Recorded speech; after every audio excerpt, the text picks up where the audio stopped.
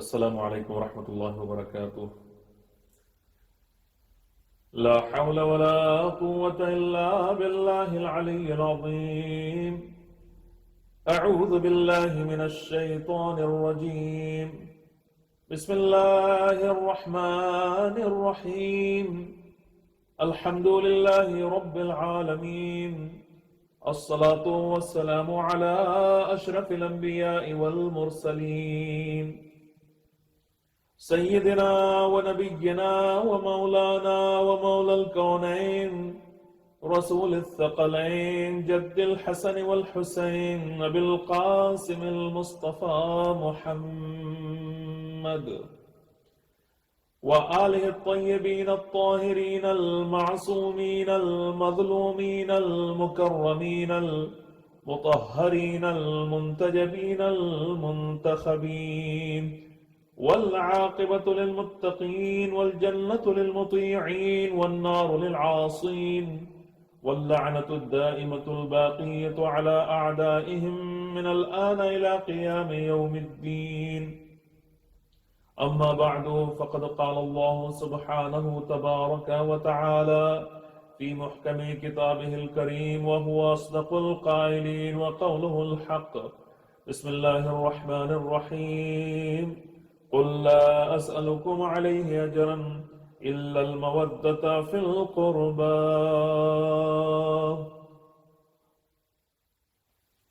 اذان محترم اور اہل بیت علیہ السلام کے معزز چاہنے والوں، آج آپ حضرات کی خدمت میں جو مناسبت ہے وہ امام زین العابدین سید الساجدین علیہ السلام کی شب ولادت ہے. اور امام زین العابدین علیہ السلام ایسے ولی خدا اور عاشق رب اولا کا ذکر ہم کرنا چاہتے ہیں کہ جس کی ولادت اور جس کی پیدائش جو ہے وہ اس تاریخ سے جو ہے مخصوص ہے، جس نے خدا عالم کی اتنی عبادت کی کہ اس کے القاب عابد اور سجاد اور زین العابدین ہو گئے. ہر وقت عبادت آپ پر اس طرح سے خوف جو ہے وہ اتنا زیادہ خوف خدا طاری ہوتا تھا کہ چہرہ مبارک جو ہے آپ پر زرد پڑ جایا کرتا تھا، اور شروع سے آخر تک یہی حالت رہا کرتی تھی. اور اسی طرح سے وضو کرتے وقت بھی یہی کیفیت طاری ہوتی تھی. تو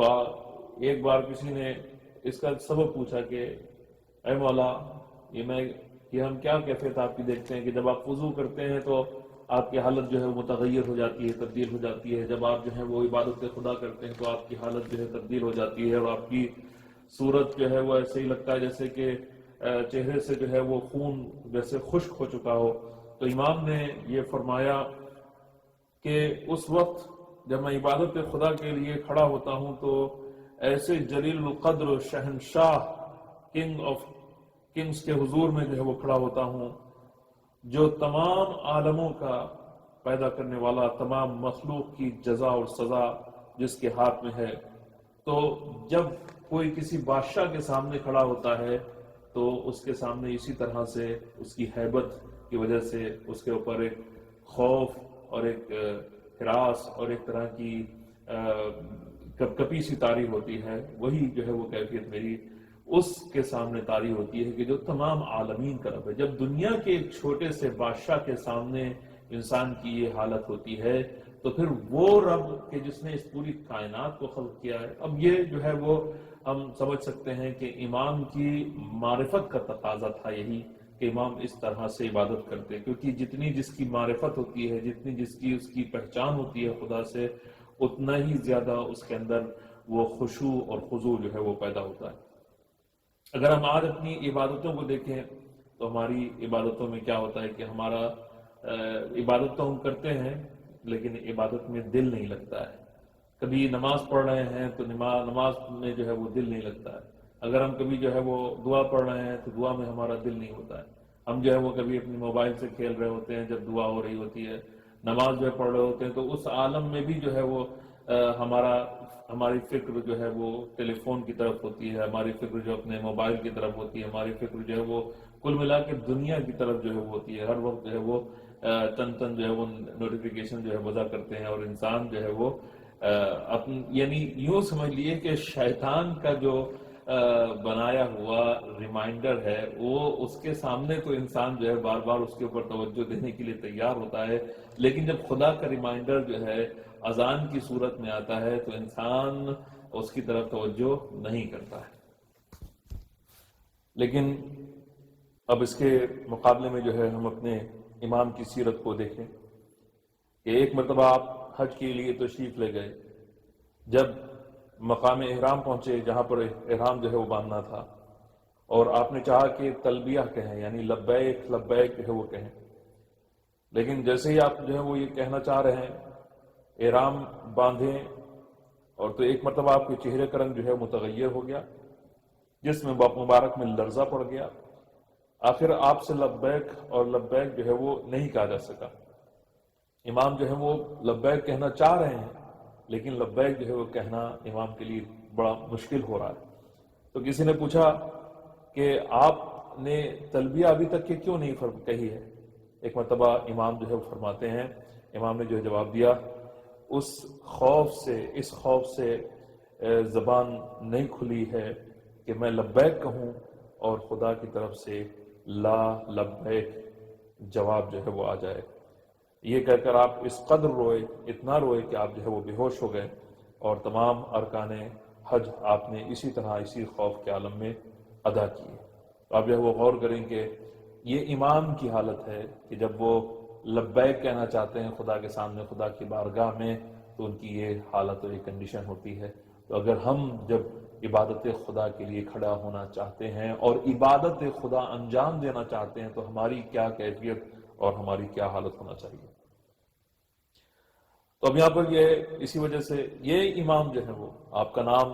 ابھی میں نے شروع میں آپ کے سامنے جو آپ کے القاب کو ذکر کیا، آپ کو عابد کہتے ہیں، آپ کو سجاد کہتے ہیں، آپ کو سید الساجدین کہتے ہیں، آپ کو زین العابدین کہتے ہیں، حالانکہ آپ کا امام جو ہے وہ علی ہے، لیکن آپ کو ان القاب سے ہم جو ہے زیادہ یاد کرتے ہیں۔ اس کی وجہ یہ ہے کہ آپ کی زندگی جو ہے وہ خداوند عالم کی عبادت میں اتنی زیادہ جو ہے وہ بسر ہوئی ہے کہ پوری زندگی جو ہے، یعنی ایک کام اتنا خدا کی بارگاہ میں اتنے اچھے طریقے سے انجام دیا کہ خداوند عالم نے بھی ان کے اس نام کو پوری دنیا میں ہمیشہ ہمیشہ کے لیے زندہ کر دیا کہ اگر کہیں پر عبادت کا نام آئے گا، اگر کہیں پر سید الساجدین کسی کو کہا جائے گا تو وہ یہی امام ہوں گے۔ تو اب یہ سوال یہ پیدا ہوتا ہے کہ آپ کو سید الساجدین کیوں کہا جاتا ہے؟ تو امام باقر علیہ السلام جو ہے فرماتے ہیں کہ ہمارے جو پدر بزرگوار ہیں، ہمارے والد محترم ہیں، جب خدا کی کسی نعمت کا آپ ذکر فرماتے تھے تو آپ سجدہ کرتے تھے، یعنی جب بھی خدا کی کسی نعمت کا ذکر فرماتے تو آپ سجدہ کرتے تھے، کوئی آیت تلاوت فرماتے تھے، چاہے وہ عام سجدے کی آیت ہو، واجب سجدے کی آیت ہو، سنت سجدے کی آیت ہو، تمام آیتوں کے اوپر آپ جو ہے خدا کا سجدہ ادا کرتے تھے۔ جب کسی مصیبت سے نجات حاصل ہوتی تھی تو آپ جو ہے وہ سجدہ کرتے تھے، جب کوئی مقصد پورا ہوتا تھا تو آپ جو ہے وہ سجدہ کرتے تھے، جب نماز واجب سے فراغت حاصل کرتے تھے تب بھی آپ جو ہے وہ سجدہ کرتے تھے۔ سجدے کا بہت واضح اثر آپ کے مقامات سجدہ پر نمایاں تھا، یعنی کبھی ہوتا ہے کہ ہم سجدہ کرتے ہیں اس کا اثر جو ہے وہ ظاہر نہیں ہوتا ہے، لیکن امام جب سجدہ فرماتے تھے، سجدے اتنے فرماتے تھے کہ آپ کے جو اعضائے سجدہ ہیں، جو 7 مقام 7 جگہیں ہیں جسم کی کہ جو سجدے کی حالت میں زمین کے اوپر ٹچ کرتی ہیں، ان سب کے اوپر سجدہ کرنے کی وجہ سے سجدے کے نشان پڑ گئے تھے جسم کے اوپر۔ اسی لیے آپ کو صفنات جو ہے وہ بھی کہا جاتا ہے کہ اتنے گھٹے جو ہے آپ کی پیشانی کے اوپر پڑے تھے کہ، اور یہاں تک کہ ہوتا تھا کہ کبھی کبھی ان سے خون جو ہے وہ جاری ہو جایا کرتا تھا، اور یہ امام کی جو ہے خاص ایک خصوصیت میں سے۔ اور پھر جو ہے وہ امام جو ہے وہ دعاؤں کے لیے اپنی بہت زیادہ شہرت رکھتے ہیں کہ آپ کی دعائیں بہت مشہور ہیں۔ صحیفہ سجادیہ میں تو ہر دعا جو ہے آج کل کے زمانے میں خاص طور سے اگر دعا نمبر 7 جو ہے صحیح سجادیہ کی ہم جو ہے پڑھیں تو ظاہراً جو علماء فرماتے ہیں اس سے جو ہے وہ یہ محسوس ہوتا ہے کہ یہ دعا ہمارے لیے یقیناً جو ہے وہ بہت مفید ہوگی کہ ہم اس دعا کو پڑھیں۔ تو اسی سلسلے میں آپ کے سامنے جو ہے وہ ایک دعا امام کی عرض کرنا چاہتا ہوں۔ طاؤس یمانی جو ہے وہ بیان فرماتے ہیں کہ میں نے امام زین العابدین علیہ السلام کو حج کے زمانے میں دیکھا کہ آپ حجر اسود کے پاس اپنے رخساروں کو خاک پر رگڑ رہے ہیں اور درگاہ باری تعالیٰ میں یوں مناجات فرما رہے ہیں: عبیدکا بفنائک، مسکینکا بفنائک، فقیرکا بفنائک، سائلکا بفنائک۔ اور اے خدا، تیرا بندہ تیرے گھر آیا ہے، تیرا مسکین تیرے گھر آیا ہے، تیرا فقیر تیرے گھر آیا ہے، تیرا سائل تیرے گھر آیا ہے۔ تو طاؤس یمانی جو ہے فرماتے ہیں، کہتے ہیں کہ میں نے جب کبھی ان کلمات اور اس دعا کے ساتھ اپنی دعا، اپنے مدعا کو خدا کے سامنے رکھا ہے تو خداوند عالم نے اس کو کبھی رد نہیں کیا ہے۔ وہ ہمیشہ ہمیشہ اس نے، خداوند عالم نے میری اس دعا کو ضرور جو ہے وہ قبول فرمایا ہے۔ اور صرف یہی نہیں ہے، اب جو ہے وہ امام کی عبادت کا ایک دوسرا رخ بھی ہم آئے دیکھتے ہیں۔ ایک امام کی عبادت جو ہے وہ یہ ہے کہ جہاں پر امام نمازیں پڑھ رہے ہیں، جہاں پر امام دعائیں کر رہے ہیں، جہاں پر امام سجدے بجا لا رہے ہیں، جہاں پر امام رکوع کر رہے ہیں، جہاں پر امام وضو کر رہے ہیں، جہاں پر امام حج کر رہے ہیں اور اسی طرح کی عبادتیں جو ہے وہ انجام دے رہے ہیں، یہ تو ایک جو ہے وہ طرح کی عبادت ہے۔ لیکن دوسری طرح کی عبادت اگر آپ جو ہے غور کریں تو وہ یہ ہوتی ہے کہ انسان خدمت خلق کو انجام دے، لوگوں کی خدمت جو ہے وہ کرے، لوگوں کے اوپر جو ہے وہ شفقت کرے، لوگوں کے ساتھ کائنڈنس کے ساتھ جو ہے اس کا برتاؤ کرے، رحم دلی کے ساتھ برتاؤ کرے اور لوگوں کی ضرورتوں کو پورا کرے۔ تو اس معاملے میں بھی جو ہے امام زین العابدین علیہ السلام اپنے زمانے میں سب سے آگے جو ہے وہ نظر آتے ہیں۔ ہاں، عبادت کیا ہے وہ خالی یہی نہیں ہے کہ نماز، روزہ، حج، زکوٰۃ جو ہے وہ انسان کرے اور یہی عبادت ہے، نہیں، یہ تو اپنے جسم کے لیے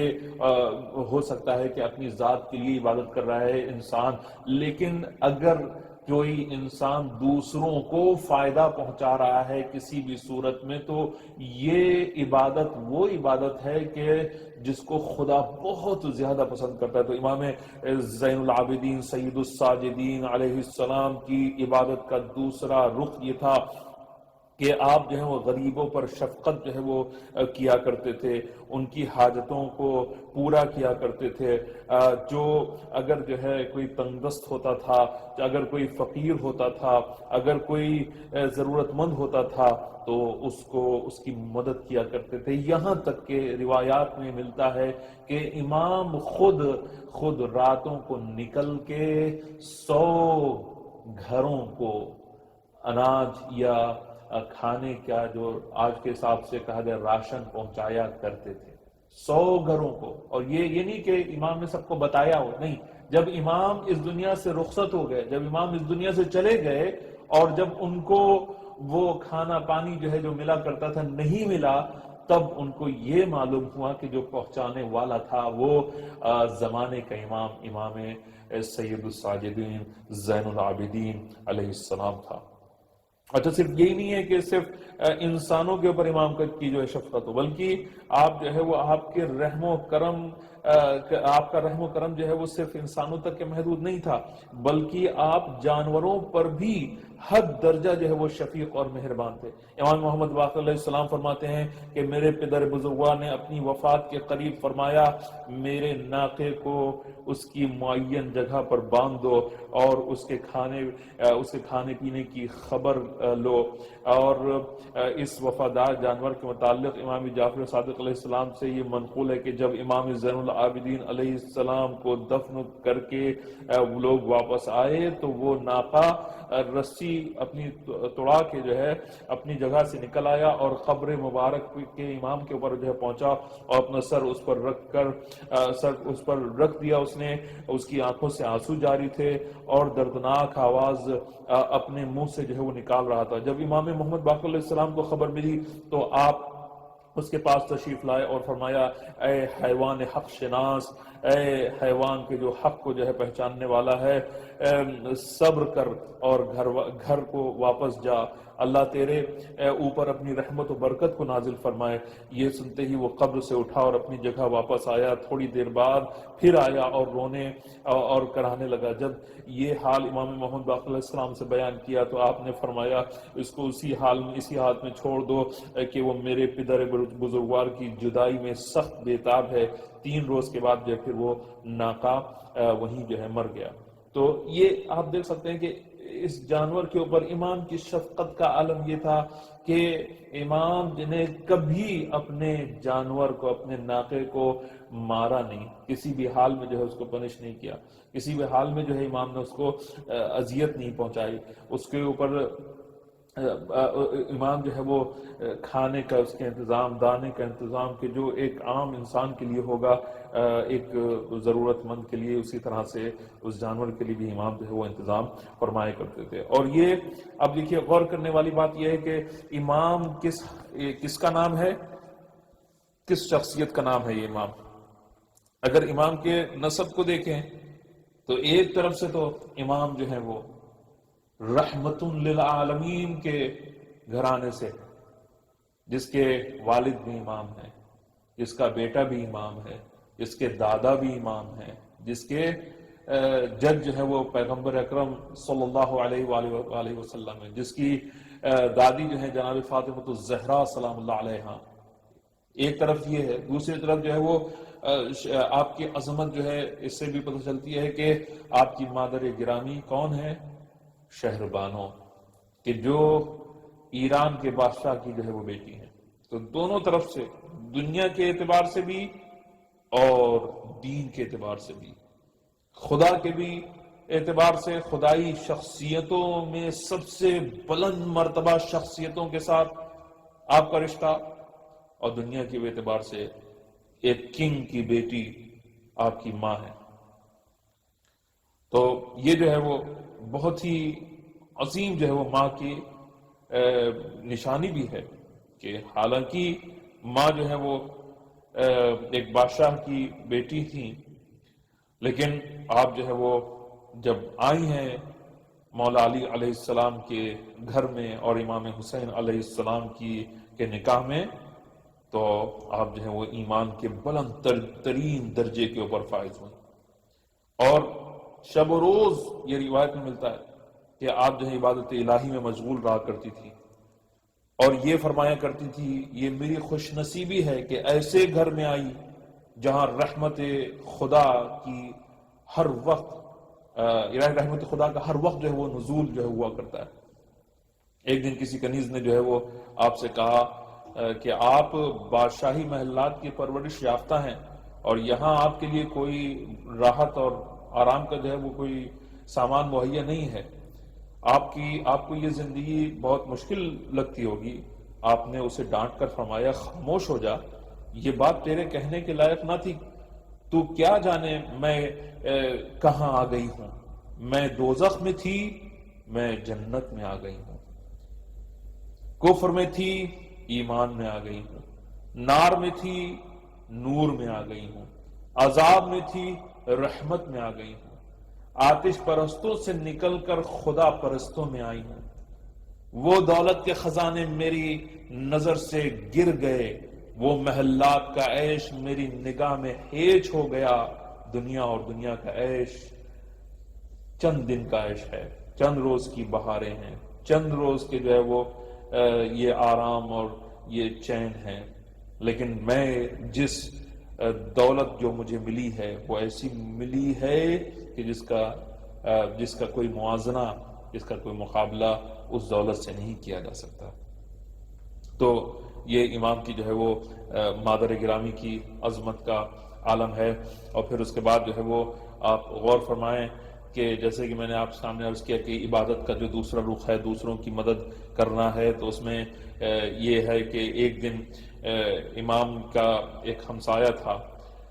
تو اس ہمسائے نے جس کی امام نے تیمارداری کی تھی، اور امام جو ہے اس کے برابر جو ہے اس کے لیے جو ہے وہ تیمارداری کا مطلب یعنی یہ ہے کہ جب وہ بیمار ہوا تو امام اس کی عیادت کے لیے جاتے تھے اور اس کے لیے اس کی بیماری سے باہر نکلنے اور شفا یابی کے لیے کچھ کیا کرتے تھے۔ بہرحال جب وہ صحت یاب ہوا تو اس نے جو ہے وہ امام کا بہت جو ہے وہ شکریہ ادا کرنا چاہا، تو آپ نے فرمایا اے بھائی، ابھی غور کیجیے، پہلے تو امام نے اس کی میرا خیال ہے دوا علاج اس کا کیا، اور پھر اس کے بعد جو ہے وہ امام جب وہ شکریہ ادا کرنا چاہتا ہے امام کو شکریہ ادا کرنا، یعنی ہماری دیکھیے ہمارا کیا ہوتا ہے عام طور سے عمل یہ کہ اگر ہم کچھ کام کسی کے لیے کرتے تو ایکسپیکٹ کرتے ہیں کہ وہ ہمارا اپریشیٹ کرے، وہ شکریہ ادا کرے تھوڑا سا، لیکن یہ کہ امام سے جب جو کہا گیا کہ ہم آپ کا شکریہ ادا کرنا چاہتے ہیں، آپ نے جو ہماری خدمت کی ہے اور مدد کی ہے، تو آپ نے فرمایا اے میرے بھائی، میں نے تو یہ خدمت قربتاً الی اللہ کی ہے، سب اللہ کے لیے انجام دی ہے، اور پھر اس کے بعد پھر فرمایا کہ لا نرید منکم جزاء ولا شکورا، ہم تم سے نہ بدلہ چاہتے ہیں نہ ہی شکریہ چاہتے ہیں، کیونکہ یہ خدا کے لیے عمل تھا۔ اس نے عرض کی مولا میرا دل تو چاہتا ہے کہ آپ نے کہ میں کسی طرح سے شکریہ ادا کروں، تو آپ نے فرمایا اگر تم مجھے اس کا بدلہ دینا چاہتے ہو اور شکر گزاری سے مجھے خوش کرنا چاہتے ہو تو جیسے میں کہوں ویسے کرو۔ اس نے خوش ہو کر کہا کہ کیا مولا میں کیا کروں؟ تو آپ نے ارشاد فرمایا اگر تمہارے پڑوس میں تمہاری طرح کوئی بیمار ہو یا کوئی مصیبت میں مبتلا نظر آئے تو جس طرح میں نے تمہاری خدمت کی ہے تم بھی اسی طرح اس کی خدمت کرنا، بس یہی میری خدمت کا اجر ہے۔ اذان محترم غور فرمائیں کہ دیکھیں کس طرح سے امام جو ہے وہ تعلیمات بھی دے رہے ہیں کہ عبادت کس طرح سے تم کو کرنا ہے، دوسروں کی مدد کرنے کے ذریعے سے، اور خاص طور سے جو ہے آج کا جو زمانہ ہے جس میں یہ وائرس ہر طرف پھیلا ہوا ہے، لوگ ڈرے ہوئے ہیں، لوگ گھبرائے ہوئے ہیں، لوگ پریشان ہیں، اور جو خاص طور سے جو کچھ بیماریاں پہلے سے جن کے اندر ہیں جس میں، اور جو کوئی بزرگ ہیں، ہو سکتا ہے کہ کچھ ایسے ناتوان لوگ ہوں کہ جو باہر جانا چاہتے ہوں نہیں جا سکتے ہوں، خریداری کرنا چاہتے ہوں نہیں کر سکتے ہوں، یا جن کو دوا کی ضرورت ہو اور کچھ اس طرح کی، تو اگر کسی طرح سے ان کی خدمت کی جا سکتی ہو تو ضرور کرنا چاہیے۔ خاص طور سے بھی جیسا کہ میسیجز جو ہے مل رہے ہیں کہ ہندوستان میں اس وقت یا پاکستان میں اس وقت جو ہے بہت ہی غریب اور فقیر ہمارے مسلمان بھائی اور غیر مسلمان انسان جو ہے وہ پریشان ہیں بہت زیادہ۔ حکومت نے لاک ڈاؤن کیا ہوا ہے اور لیکن ان کے پاس جو ہے وہ کوئی رزق کا انتظام نہیں ہے۔ اگر ان کے لیے ہم کچھ کر سکتے ہوں کسی بھی طرح سے، اگر پیسوں کے ذریعے سے کر سکتے ہوں یا کسی کے ذریعے سے کچھ کام ان کا کروا سکتے ہوں تو یہ ہم کو جو ہے وہ کرنا چاہیے ہے، اور اس سے خداوند عالم بہت خوش ہوگا۔ اور جیسا کہ امام نے فرمایا کہ اگر تو میرا شکریہ ادا کرنا چاہتا ہے تو کسی دوسرے کے ساتھ وہی عمل کر کے جو میں نے تیرے ساتھ کیا ہے۔ بس انہی چند جملوں کے ساتھ اس بات کو یہیں پر ختم کرتا ہوں، اور خداوند عالم کی بارگاہ میں اپنے ہاتھوں کو بلند کر کے دعا کرتا ہوں پروردگار عالم ہمارے اور ہمارے والدین کے گناہوں کو معاف فرما، ہمارے مرحومین کی مغفرت فرما، ہم میں سے جو بیمار ہوں شفائے کامل اور عاجل ان کو عطا فرما، جو مومنین خاص طور سے بیمار ہوں ان کو شفائے کامل اور عاجل عطا فرما، اسی طرح سے تمام بیماریوں کو خاص طور سے اس بلا کو اس دنیا سے دور فرما، اور اگر یہ ہمارے گناہوں کی وجہ سے ہے تو پروردگار عالم ہمارے گناہوں کو معاف فرما، اور اس طرح کی بلاؤں کو دنیا سے جو ہے وہ دور فرما۔ اور سب سے اہم جو دعا ہے وہ یہی ہے کہ ہمارے زمانے کے امام کو بھیج دے اور ہمیں ان کے اعمال میں انصار میں شمار فرما۔ ربنا تقبل منا انک انت السمیع العلیم، وآخر دعوانا ان الحمد للہ رب